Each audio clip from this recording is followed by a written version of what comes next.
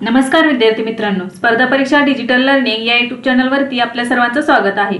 विद्यार्थी मित्रांनो, आज आहे 27 डिसेंबर 2023। तर आपल्या डेली करंट अफेअर्सच्या सीरीज मध्ये आजच्या दिवसासाठीचे काही महत्त्वाचे चालू घडामोडींचे घटक आज आपण अभ्यासूया। चला तर मग आजच्या व्हिडिओला सुरुवात करूया। फर्स्ट क्वेश्चन आहे, 85व्या बॅडमिंटन राष्ट्रीय स्पर्धेचे पुरुष एकेरीचे विजेतेपद कोणी जिंकले? तर याचे योग्य उत्तर आहे चिराग सेन। तर डिसेंबर 2023 मध्ये गुवाहाटी आसाम येथे 85व्या राष्ट्रीय बॅडमिंटन स्पर्धेचे आयोजन करण्यात आले होते। भारतीय बॅडमिंटन संघटनेने या स्पर्धेचे आयोजन केले होते। तर या बॅडमिंटन स्पर्धेत चिराग सेनने तरुण यमचा पराभव करून पुरुष एकेरीचे विजेतेपद पटकावले आहे। तसेच अनमोल खरबने महिला एकेरीचे विजेतेपद पटकावले आहे। तर पुरुष दुहेरीचे विजेतेपद पृथ्वी रॉय आणि सूरज गोला या जोडीने जिंकले आहे। तर महिला दुहेरीचे विजेतेपद प्रिया देवी कोंजेंगंबम आणि श्रुती मिश्रा या जोडीने पटकावले आहे। तर 85व्या बॅडमिंटन राष्ट्रीय स्पर्धा कधी झाल्या? तर डिसेंबर 2023 मध्ये। आणि कोठे झाल्या होत्या? तर गुवाहाटी आसाम येथे। तर आवृत्ती किती होती? 85वी होती। तर पुरुष एकेरीचे विजेतेपद कोणी जिंकले? तर चिराग सेनने। नेक्स्ट बघूया। तर विद्यार्थी मित्रांनो, आपण करंट अफेअर्स 2024 साठी दोन प्लॅन घेऊन येत आहोत। तर पहिला प्लॅन हा इयरली प्लॅन असणार आहे, जो 251 रुपयांमध्ये असणार आहे। आणि दुसरा प्लॅन आहे मंथली प्लॅन, तो 26 रुपयांमध्ये असणार आहे। तर या प्लॅन मध्ये आपण डेली पीडीएफ देणार आहोत करंट अफेअर्सची, वीकली रिव्हिजन पीडीएफ असणार आहे आणि मंथली वन लाइनर पीडीएफ असणार आहे। तर या सर्व पीडीएफ तुम्हाला स्पर्धाभ्यास या ऍप वरती डाउनलोड करून किंवा या ऍप वरती तुम्हाला भेटतील। तर हे ऍप तुम्ही डाउनलोड करून घ्या। आणि करंट अफेअर्स साठी हे दोन प्लॅन खूप महत्त्वाचे आहेत। तर तुम्ही या प्लॅन साठी पीडीएफ ची क्वालिटी चेक करण्यासाठी तुम्ही ऍप वरती डिसेंबर 2023 मधील पीडीएफ डाउनलोड केलेले आहेत। तर तुम्ही ते अपलोड करून चेक करू शकतात की कंटेंट कशा प्रकारचे आहे। तुम्हाला जर ते चांगला वाटत असेल तर तुम्ही हा प्लॅन घेऊ शकतात। तर बघा विद्यार्थी मित्रांनो, करंट अफेअर्स 2024 साठी हे खूप महत्त्वाचं आहे। चला तर मग नेक्स्ट क्वेश्चन बघूया। आंतरराष्ट्रीय टेबल टेनिस महासंघात सामील होणारा पहिला भारतीय कोण ठरला आहे? तर याचे योग्य उत्तर आहे विटा दानी। तर डिसेंबर 2023 मध्ये आंतरराष्ट्रीय टेबल टेनिस फेडरेशन मध्ये सामील होणारी विटा दानी ही पहिली भारतीय ठरली आहे। तर विद्यार्थी मित्रांनो, विटा दानी ही पहिली भारतीय असणार आहे आणि पहिली महिला भारतीय असणार आहे।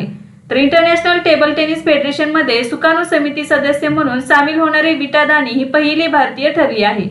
अधिकाधिक लोकांना खेळाकडे आकर्षित करण्यासाठी 2018 मध्ये ITTF ने या फाउंडेशनची स्थापना केली होती।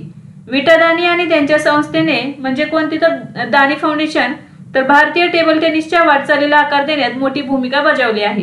इंडियन सुपर लीग मध्ये सहभागी असलेल्या चेन्नई फुटबॉल क्लबची ती सहमालक आहे। आंतरराष्ट्रीय टेबल टेनिस महासंघाची स्थापना 1926 साली झाली असून त्याचे मुख्यालय स्वित्झर्लंड मधील लॉसने येथे आहे। नेक्स्ट क्वेश्चन आहे, इंडिया स्किल्स रिपोर्ट 2024 नुसार काम करण्यासाठी कोणते राज्य सर्वाधिक पसंतीचे राज्य ठरले आहे? तर याचे योग्य उत्तर आहे केरळ।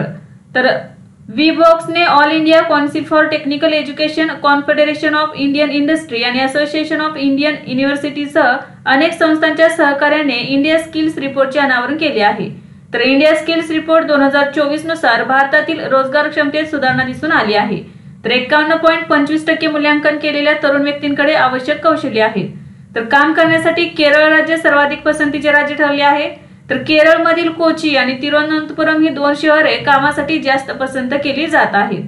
नेक्स्ट क्वेश्चन आहे, बोधगया येथे पहिल्या आंतरराष्ट्रीय संगमंचाचे उद्घाटन कोणी केले? तर याचे योग्य उत्तर आहे दलाई लामा। तर बोधगया बिहार येथे 20 ते 23 डिसेंबर 2023 या कालावधीत झालेल्या पहिल्या आंतरराष्ट्रीय संगमंचाचे उद्घाटन बौद्ध धर्मगुरू आणि तिबेटचे आध्यात्मिक नेते दलाई लामा यांच्या हस्ते झाले। तर कोठे आयोजित करण्यात आले होते? तर बोधगया बिहार येथे। कालावधी काय होता याचा? तर 20 ते 23 डिसेंबर 2023 या दरम्यान।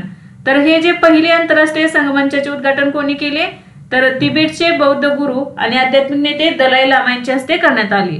तर इंटरनॅशनल युनियन फोरमची ही पहिली आवृत्ती आहे। या कार्यक्रमाला अरुणाचल प्रदेशचे मुख्यमंत्री पेमा खांडू उपस्थित होते। यामध्ये Bharat, Thailand, Myanmar, Bangladesh, Cambodia, Laos, Sri Lanka, Tibet, Bhutan, Nepal, Vietnam, Taiwan, Russia, Mongolia, Japan आणि कोरियासह 33 देशातील 2000 हून अधिक बौद्ध विद्वान सहभागी झाले होते। विनय नियमांच्या गुंतागुंतीच्या पैलूंवर संवादाला चालना देणे आणि 21व्या शतकात बौद्ध धर्माची विकसित होत असलेली भूमिका शोधणे हे या मंचाचे उद्दिष्ट आहे। परिषदेच्या शेवटच्या दिवशी बोधगया येथील महाबोधी मंदिरात जागतिक शांततेसाठी प्रार्थना सभा घेण्यात आली। तर बोधगया येथे पहिले आंतरराष्ट्रीय संगमंचाचे उद्घाटन तिबेटचे आध्यात्मिक गुरु दलाई लामा यांनी केलेले आहे। नेक्स्ट क्वेश्चन आहे, अलीकडेच राष्ट्रीय ऊर्जा संवर्धन पुरस्कार 2023 ने कोणाला सन्मानित करण्यात आले आहे? तर याचे योग्य उत्तर आहे क्रॉम्प्टन। तर क्रॉम्प्टन ही देशातील आघाडीची विद्युत उपकरणे उत्पादक कंपनी आहे। अलीकडेच या कंपनीला 2023च्या ऊर्जा संवर्धन पुरस्काराने सन्मानित करण्यात आले आहे। क्रॉम्प्टनला राष्ट्रपती द्रौपदी मुर्मू यांच्या हस्ते पुरस्कार प्रदान करण्यात आला। तर कंपनीने आपल्या स्टोरेज वॉटर हीटरसाठी वर्ष 2023च्या सर्वाधिक ऊर्जा कार्यक्षम उपकरणाच्या श्रेणीमध्ये ही कामगिरी केली आहे। तर क्रॉम्प्टन ही कंपनी पंखे आणि दिवे बनवण्याचे काम करते। राष्ट्रीय ऊर्जा संवर्धन पुरस्कार हा एक प्रमुख वार्षिक कार्यक्रम आहे जो ऊर्जा संवर्धनातील महत्त्वाच्या योगदानासाठी देण्यात येतो। हा पुरस्कार 1991 मध्ये सुरू करण्यात आला आहे। नेक्स्ट क्वेश्चन आहे, नुकत्याच जाहीर झालेल्या लीड्स रँकिंग मध्ये कोण अव्वल आहे? तर याचे योग्य उत्तर आहे तामिळनाडू। तर नुकतीच logistics is across different states म्हणजे लीड्स 2023 अहवालाची 5वी आवृत्ती प्रसिद्ध करण्यात आली आहे। तर हा अहवाल धोरणात्मक अंतर्दृष्टी प्रदान करून लॉजिस्टिक क्षेत्रातील भागधारकांसाठी मार्गदर्शक म्हणून काम करतो। तर नुकत्याच जाहीर झालेल्या लीड्स रँकिंग मध्ये तामिळनाडू राज्य अव्वल ठरले आहे। नेक्स्ट क्वेश्चन आहे, नीती आयोगाच्या जागतिक हरित वाढीवरील अहवाल कोणी प्रसिद्ध केला आहे? तर याचे योग्य उत्तर आहे भूपेंद्र यादव। तर अलीकडेच नीती आयोगाने a green and sustainable development agenda for the global economy हा अहवाल डिसेंबर 2023 मध्ये प्रसिद्ध केला आहे। नीती आयोगाचा हा अहवाल केंद्रीय हवामान बदल मंत्री भूपेंद्र यादव यांनी प्रसिद्ध केला आहे। तर G20 ने जागतिक अर्थव्यवस्थेबाबत जारी केलेला हा अहवाल आहे। या अहवालानुसार नूतनीकरणक्षम ऊर्जा स्रोतांमध्ये जलद न्याय संक्रमण सखोल उत्सर्जन कपात आणि स्केल अप फायनान्सद्वारे अधोरेखित केले जाणे आवश्यक आहे। ग्लोबल साऊथच्या शाश्वत आणि हरित विकासासाठी हवामान वित्त आणि तंत्रज्ञान आवश्यक असल्याचे भारताचे म्हणणे आहे। तर हा अहवाल जुलै 2023 मध्ये नवी दिल्ली येथे होणाऱ्या G20 आंतरराष्ट्रीय शिखर परिषदेच्या कार्यवाहीवर आधारित आहे। नेक्स्ट क्वेश्चन आहे, आरक्षणासाठी अपंग वर्गांची संख्या 3 वरून सरकारने किती केली आहे? तर याचे योग्य उत्तर आहे 5। तर नुकतेच केंद्र सरकारने अपंगत्व श्रेणीची संख्या 5 पर्यंत वाढवली आहे। तर यापूर्वी ही श्रेणीची संख्या 3 होती। तर हा निर्णय केंद्रीय मंत्री डॉक्टर जितेंद्र सिंह यांनी जाहीर केला। यापूर्वी केवळ 3 श्रेणीमध्ये अपंगांना आरक्षण दिले जात होते। तर या 3 श्रेणी खालीलप्रमाणे होत्या, अंधत्व आणि कमी दृष्टी, दुसरे बहिरेपणा आणि ऐकण्यात अडचण, सेरेब्रल पाल्सी, बरे झालेले कुष्ठरोग, बौनत्व, ऍसिड हल्ल्याचे बळी। तर आता 2 नवीन श्रेणी झालेल्या आहेत, त्या कोणत्या आहेत? तर ऑटिझम, बौद्धिक अपंगत्व, विशिष्ट शिक्षण क्षमता आणि मानसिक आजार आणि विभाग एकाधिक अपंगत्व। तर आता एकूण 5 श्रेणींचा समावेश करण्यात आलेला आहे अपंगांसाठी आरक्षणासाठी। तर अपंगांच्या या श्रेणीमध्ये अपंग लोक सक्षमीकरण विभागाने वाढ केली आहे। तर केंद्रीय सामाजिक न्याय आणि सक्षमीकरण मंत्रालयाच्या अंतर्गत दिव्यांग व्यक्तींचे सक्षमीकरण विभाग कार्यरत आहे। तर केंद्र सरकारच्या सेवांमध्ये सध्या अपंगांना 4% आरक्षण दिले जात आहे। नेक्स्ट क्वेश्चन आहे, सिरम इन्स्टिट्यूट ऑफ इंडियाने उत्पादित केलेली दुसरी मलेरिया लस कोणी प्री क्वालिफाय केली आहे? तर याचे योग्य उत्तर आहे जागतिक आरोग्य संघटना म्हणजेच WHO। तर वर्ल्ड हेल्थ ऑर्गनायझेशनने R21 मॅट्रिक्स M मलेरिया लसीचा मलेरियासाठी पूर्वपात्र लसींच्या यादीत समावेश केला आहे। ही लस ऑक्सफर्ड विद्यापीठाने विकसित केली आहे आणि सिरम इन्स्टिट्यूट ऑफ इंडियाने तयार केली आहे। तर विकसित कोणी केलेली आहे? तर ऑक्सफर्ड विद्यापीठाने, आणि तयार कोणी केलेली आहे? तर सिरम इन्स्टिट्यूटने। तर ऑक्टोबर 2023 मध्ये WHO ने मुलांमध्ये मलेरियाच्या प्रतिबंधासाठी त्याचा वापर करण्याची शिफारस केली होती। तर जागतिक आरोग्य संघटनेने डिसेंबर 2023 मध्ये मलेरियावरील लस मंजूर केली आहे। शिफारस कधी करण्यात आली? तर ऑक्टोबर 2023 मध्ये, आणि मंजूर कधी करण्यात आली? तर डिसेंबर 2023 मध्ये। या लसीला जागतिक आरोग्य संघटनेने पूर्व पात्रता प्रमाणपत्र दिले आहे। तर पूर्व पात्रता म्हणजे मुलांमध्ये मलेरिया टाळण्यासाठी एक महत्त्वाचे साधन म्हणून लसींचा अधिकाधिक प्रवेश।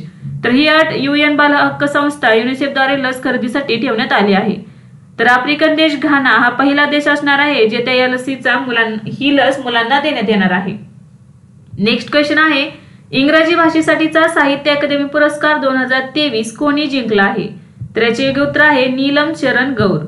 तर इंग्रजी भाषेसाठीचा साहित्य अकादमी पुरस्कार 2023 नीलम शरण गौर यांनी जिंकला आहे। तर त्यांना हा पुरस्कार त्यांच्या रागा जानकी या इंग्रजी कादंबरीसाठी मिळाला आहे।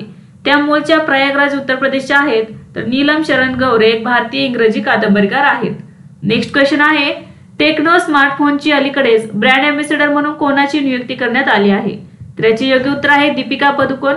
तर प्रीमियम ग्लोबल स्मार्टफोन ब्रँड टेक्नोने भारतीय सुपरस्टार दीपिका पदुकोणची ब्रँड अँबॅसेडर म्हणून नियुक्ती केली आहे। तर ग्राहकांच्या गरजा लक्षात घेऊन आणि नाविन्य प्रदान करण्यासाठी दीपिका पदुकोणची निवड करण्यात आली आहे। तर टेक्नो मोबाईल ही चीनमधील शेंझेन येथे स्थित एक चीनी मोबाईल फोन निर्माता आहे। तर त्याची स्थापना 2006 मध्ये झाली आहे। टेक्नो मोबाईल 70 पेक्षा जास्त देशांमध्ये कार्यरत आहे। नेक्स्ट क्वेश्चन आहे, ई जागृती पोर्टल आणि राष्ट्रीय ग्राहक हेल्पलाईन 2.0 चे उद्घाटन कोणी केले? त्याचे योग्य उत्तर आहे पियुष गोयल।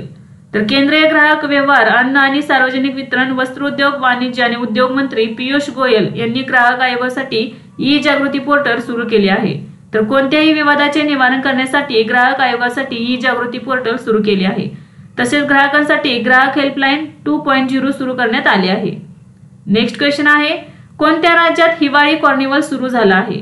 तर याचे योग्य उत्तर आहे हिमाचल प्रदेश। तर हिमाचल प्रदेशचे मुख्यमंत्री सुखविंदर सुक्खू यांनी शिमला येथे 25 डिसेंबर 2023 रोजी हिवाळी कार्निवलचे उद्घाटन केले। तर ख्रिसमस ते 9 वर्षापर्यंत 7 दिवस चालणाऱ्या या कार्निवलमध्ये जगभरातील लाखो पर्यटकांचा सहभाग असणार आहे। नेक्स्ट क्वेश्चन आहे, नुकतेच देशातील पहिल्या सायबर सुरक्षा केंद्राचे उद्घाटन कोठे करण्यात आले आहे? तर याचे योग्य उत्तर आहे चंदीगड। तर देशातील पहिल्या सायबर सुरक्षा केंद्राचे डिसेंबर 2023 मध्ये चंदीगडमध्ये उद्घाटन करण्यात आले। तर केंद्रीय गृह आणि सहकार मंत्री अमित शहा यांच्या हस्ते या केंद्राचे उद्घाटन करण्यात आले आहे। तर हे केंद्र सेनकॉप्स म्हणूनही ओळखले जाते। हे सायबर सुरक्षा केंद्र देशातील सर्व राज्यांशी जोडले जाणार आहे। येथे सर्व राज्यांशी संबंधित प्रमुख आणि फॉरेन्सिक तपास प्रकरणे सोडवण्यासाठी पायाभूत सुविधा तयार करण्यात आल्या आहेत। हे केंद्र सुरुवातीपासून 3 वर्षे DRDO अंतर्गत असेल। तर data hacking, phishing mail, OTP फसवणूक आणि मोबाईल फसवणूक, सेक्स्टॉर्शन इत्यादी प्रमुख सायबर गुन्हे आहेत यावरती नियंत्रण ठेवण्याचे काम केले जाईल। तर देशातील पहिल्या सायबर सुरक्षा केंद्राचे उद्घाटन चंदीगड येथे करण्यात आले आहे। तर विद्यार्थी मित्रांनो, आजच्या व्हिडिओमध्ये आपण 27 डिसेंबर 2023 रोजीचे काही महत्त्वाचे चालू घडामोडीचे घटक पाहिले। तर यासारखेच नवनवीन व्हिडिओ पाहण्यासाठी चॅनलला लाईक करा आणि सबस्क्राईब करायला विसरू नका। धन्यवाद।